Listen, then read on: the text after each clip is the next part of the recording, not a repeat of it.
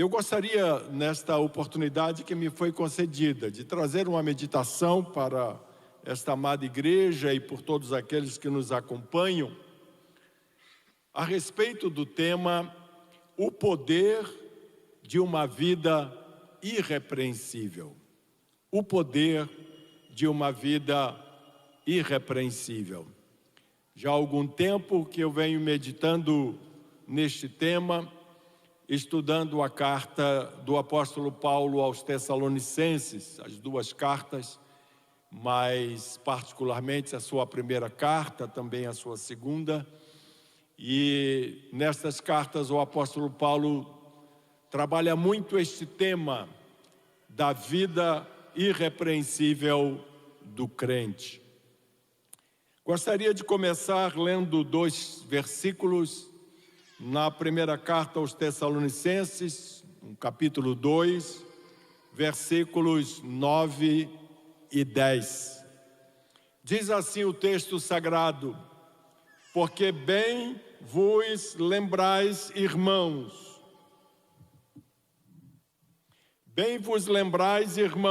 do nosso trabalho e fadiga, pois trabalhando noite e dia, para não sermos pesados a nenhum de vós, vos pregamos o Evangelho de Cristo. E então no versículo 10, Paulo diz assim: vós e Deus sois testemunhas de quão santa, justa e irrepreensivelmente nos ouvemos para convosco os que crestes.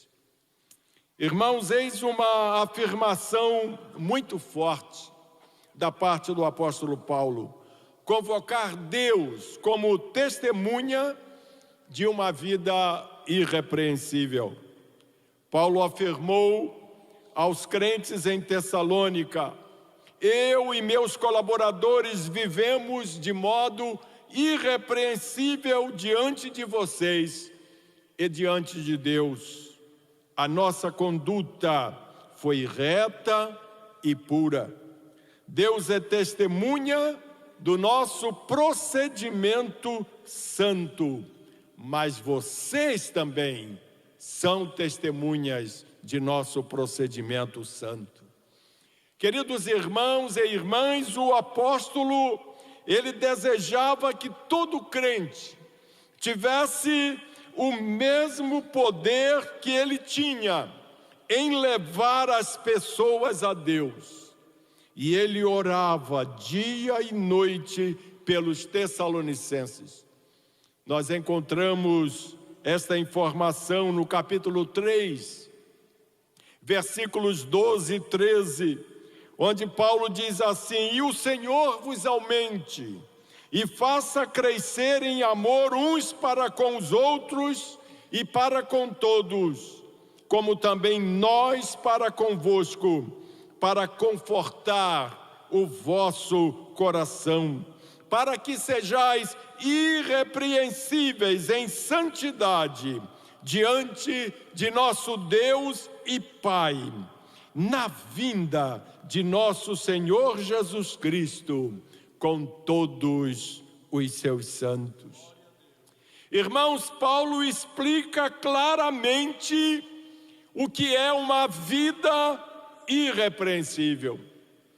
Permita-me compartilhar com vocês o que tenho aprendido e aplicado na minha própria vida a respeito de qual deve ser o procedimento de um crente justo e irrepreensível, segundo Paulo. Em primeiro lugar, Paulo está nos ensinando que ser irrepreensível é não possuir nenhum tipo de erro ou engano. É a primeira lição que eu extraí para a minha vida e compartilho com vocês.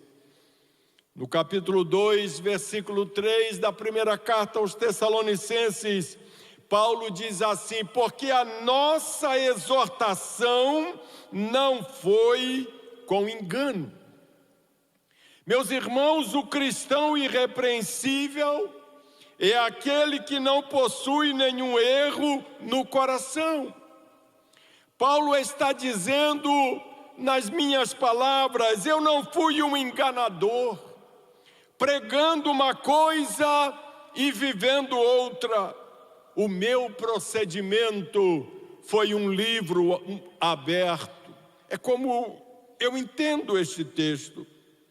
Paulo disse também, queridos, que não se consegue falsificar um caminhar irrepreensível e que a sua mensagem, a mensagem que ele pregava, ia diretamente à consciência das pessoas, por uma razão, porque ele vivia o que pregava.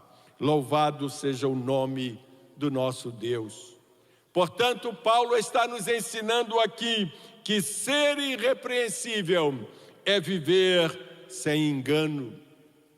Mas uma segunda lição importante que eu extraí para a minha vida é que ser irrepreensível é também ter o corpo sob controle. No capítulo 2 e no versículo 3, continuando a leitura do versículo 3, depois de dizer, porque a nossa exortação não foi com engano, Paulo continua, nem com imundícia. A ênfase de Paulo aqui é sobre a sensualidade, a lascívia. Ele está dizendo, na nossa linguagem de hoje, nenhuma palavra impura saiu da minha boca. A minha conversa foi pura, proveniente de um coração puro. Isto nos ensina que Paulo tinha seu corpo sob controle. Nenhuma paixão carnal o impulsionava, nem espírito de cobiça encontrava lugar em sua mente. A lição que eu extraio aqui de Paulo é que um crente que conte piadas sujas, que faça insinuações sensuais, ou que tenha olhos caçadores, é alguém cujo coração não foi purificado. Você pode se assentar na igreja achando que está adorando a Deus com um coração puro.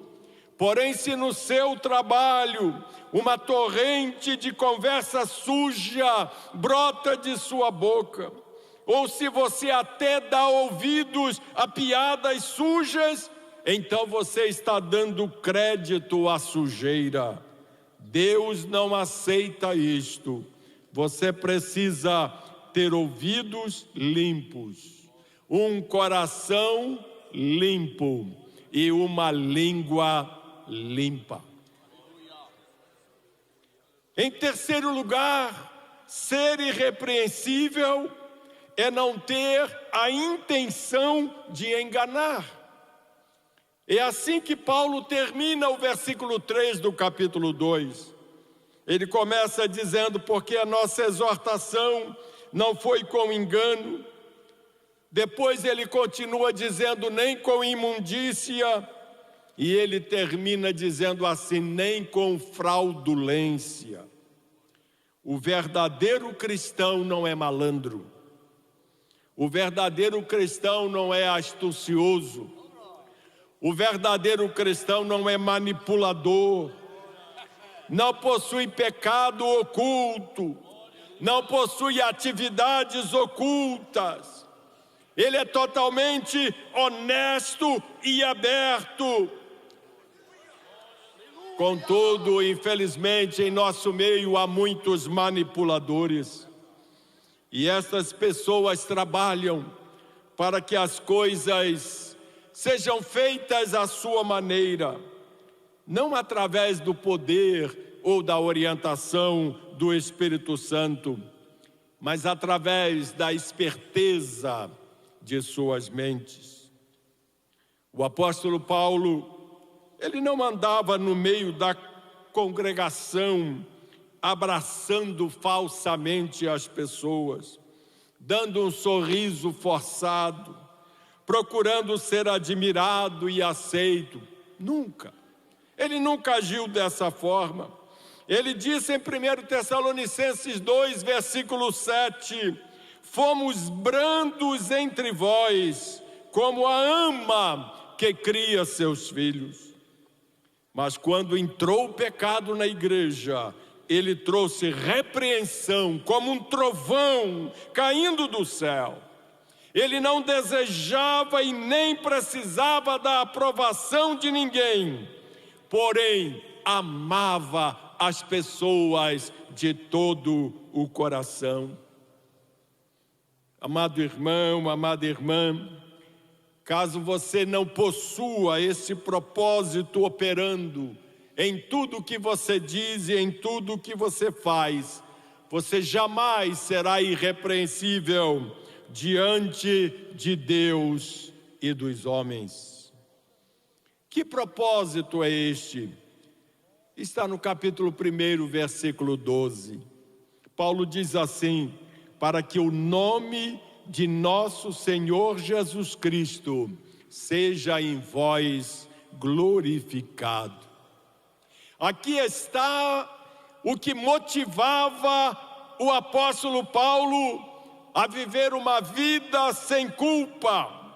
Ele defendia o nome de Jesus e dava glória ao seu nome. Saiba nesta noite que tudo que precisava ser edificado sobre este alicerce, nós precisamos construí-lo. Que alicerce é este? Glorificar o nome de Jesus em tudo o que faz. Aleluia. Em verdade, é isto que caracteriza o andar irrepreensível. Um desejo forte de honrar o nome de Jesus diante de todas as pessoas. Os crentes deste tipo não são perfeitos, porque nenhum de nós é perfeito. Ainda lutam contra a carne, mas agora estão em busca do poder de Cristo para as suas vidas, pela fé no nome de Jesus. Você deve nesta noite dizer ao Pai Celestial: Senhor, deposito aqui o meu pecado. Só o que desejo é andar de modo irrepreensível diante de Ti. Quero Te agradar e trazer glória para o Teu nome. Louvado seja o nome do Senhor. Nesta primeira parte da carta, Paulo nos ensina que ser irrepreensível é não possuir nenhum tipo de engano. Ser irrepreensível é ser um crente que tem o corpo sob controle. Ser irrepreensível é não ter a intenção de enganar as pessoas. Mas a palavra de Deus continua nos ensinando que quando você é um crente irrepreensível, 3 coisas podem esperar acontecer em sua vida. Pode aguardar que essas 3 coisas vão se manifestar na sua vida quando você decide ser um exemplo de fé, de moral, de testemunho, honrando o nome de Jesus por onde você anda. A primeira coisa que acontece com um crente irrepreensível é que ele ganha o favor de Deus. Em verdade, Deus promete um favorecimento maravilhoso ao crente irrepreensível. É o que eu encontrei em Provérbios capítulo 3, os primeiros 4 versículos. Veja o que diz a santa palavra de Deus. Filho meu, não te esqueças da minha lei, e o teu coração guarde os meus mandamentos, porque eles aumentarão os teus dias e te acrescentarão anos de vida e paz. Não te desamparam a benignidade e a fidelidade, atas ao teu pescoço, escreve-as na tábua do teu coração, e acharás graça e bom entendimento aos olhos de Deus e aos olhos dos homens. Eu entendi neste texto que Deus está dizendo: se você se dispuser a andar de modo irrepreensível, você será agradável para comigo. Oh, irmãos, a maior alegria que você pode ter como cristão é atravessar a vida sabendo que está sendo agradável a Deus. O Senhor não vai precisar esconder a sua face de você, porque você não traz vergonha e nem descrédito ao seu santo nome. Antes, traz glória para Ele, e Ele se agrada disso. Mas não é só isto. O poder, o favor de Deus também inclui poder. Paulo diz que as palavras ungidas pelo poder do Espírito Santo produzem grandes resultados. Por que as palavras de Paulo eram tão poderosas, tão eficientes? Não foi a pregação ou só a oração de Paulo que ganhavam as pessoas para Cristo, era também a sua vida exemplar. Deus tinha em Paulo um coração limpo, um coração que ele podia encher com o poder do Espírito Santo. O favor de Deus, além de poder e graça, traz também grande estima por parte das pessoas. Eu gosto muito do texto de 1 Crônicas 14, 17, quando a respeito de Davi, diz assim: assim se espalhou o nome de Davi por todas aquelas terras, e o Senhor pôs o seu temor sobre todas aquelas gentes. O sentido desta palavra, pôs o seu temor, nas línguas originais da Bíblia, é que o Senhor fez que o respeitassem. Ele era respeitado por onde ele andava, porque o favor da parte de Deus para o crente irrepreensível é também trazer grande estima para os que estão à sua volta. Aquele que honra o nome de Jesus através de uma vida santa diante dos outros ganha um bom nome diante destas pessoas, e este bom nome vem do próprio Deus. A Bíblia diz em Provérbios capítulo 22, versículo 1: mais digno de ser escolhido é o bom nome do que as muitas riquezas, e a graça é melhor do que a riqueza e o ouro. A segunda coisa que acontece com um crente irrepreensível é que as bênçãos que Deus derrama sobre a sua vida resulta também em um poder que causa rejeição. Quando você determina em seu coração andar sem culpa diante de Deus, abandonando os pecados que lhe assediam, vivendo de um modo que agrada ao Senhor, você será temido e desprezado por aqueles que perderam o favor e a bênção de Deus. Os cristãos mornos, ou que fazem concessões, sentir-se-ão totalmente incomodados e rejeitados por causa da sua vida. Isso é ilustrado de maneira viva em 1 Samuel 18, versículos 12 a 15. A santa palavra de Deus diz assim: Saul tinha medo de Davi, porque o Senhor o havia abandonado.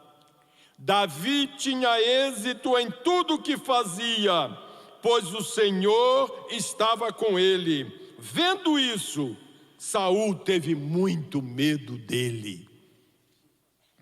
O procedimento, irmãos, irrepreensível de Davi incutiu medo no coração de Saul. Saul estava face a face com um homem mais jovem, menos experiente, possivelmente menos eloquente, mas em quem transparecia o poder e a integridade da santificação. Ele era puro de coração, cheio do Espírito Santo, e Saul tinha medo dele. Tristemente, Saul representa hoje a igreja que faz concessões. Aqueles cristãos que fizeram concessões e perderam a unção de Deus. É um tipo de crente que já foi cheio do Espírito Santo, mas a desobediência, o orgulho e a luxúria roubaram tudo o que ele, no passado, conhecia de Deus. Davi estava simplesmente vivendo uma vida limpa e Deus derramava o seu favorecimento sobre ele. 1 Samuel 18, 16 diz que todo Israel e Judá gostavam de Davi, mas Saul não queria ficar perto de Davi. Ele ficou tão atormentado e invejoso pela intimidade de Davi para com Deus, que lançou uma lança contra ele. Eu posso lhe dizer que não há nada que dê mais medo em um cristão que possui pecados escondidos do que a sua vida irrepreensível. E quanto mais a sua vida se alinha com a vontade de Deus e com a sua santidade, mais repelente você vai ficar para os crentes desviados. Eles vão fugir de você. No entanto, se realmente você escolher viver uma vida irrepreensível, até os ímpios lhe terão em alta estima. Vão apontar a sua vida e dizer: é assim que os cristãos deveriam ser. E igualmente aqueles verdadeiramente justos dentro da igreja se juntarão a você e dirão: gosto de ficar perto de você. Você tem alguma coisa de reconfortador e de restaurador. Deus está contigo. Que maravilha, irmãos, é quando isso acontece conosco. A gente fica tão feliz, a gente fica tão contente. Domingo passado, na escola dominical, ministrando a lição ali para a classe dos homens, no setor 70, onde congregamos com o pastor Anderson Cavalcante. Foi tão emocionante para mim, acabei até chorando na classe, e depois pedi desculpas. E eles brincaram comigo dizendo assim: idoso pode chorar, idoso tem direito, pode ficar em paz, pastor, eu desincomoda não. Nós estamos muito felizes porque você tem nos abençoado tanto a nossa vida. Nós queremos te agradecer muito por estar aqui conosco todo domingo de manhã na escola dominical. Isso faz tão bem, irmãos, as pessoas gostarem de estar perto da gente, gostarem de se juntar conosco, porque sabe que a nossa luz brilha e ajuda eles também, traz força para eles também. Esses dias aconteceu algo engraçado ali no setor 70, que uma irmã chegou para Gessi e falou assim: irmã Gessi, meu marido agora não me deixa mais entrar no carro sem abrir a porta para mim. Ele vai lá e abre a porta, só depois que eu sento e ele fecha a porta do carona é que ele pega a direção do carro. Aí Gessi falou: mas que bonito, que lindo.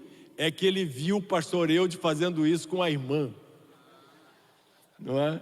E a gente achou muito interessante isso, não é?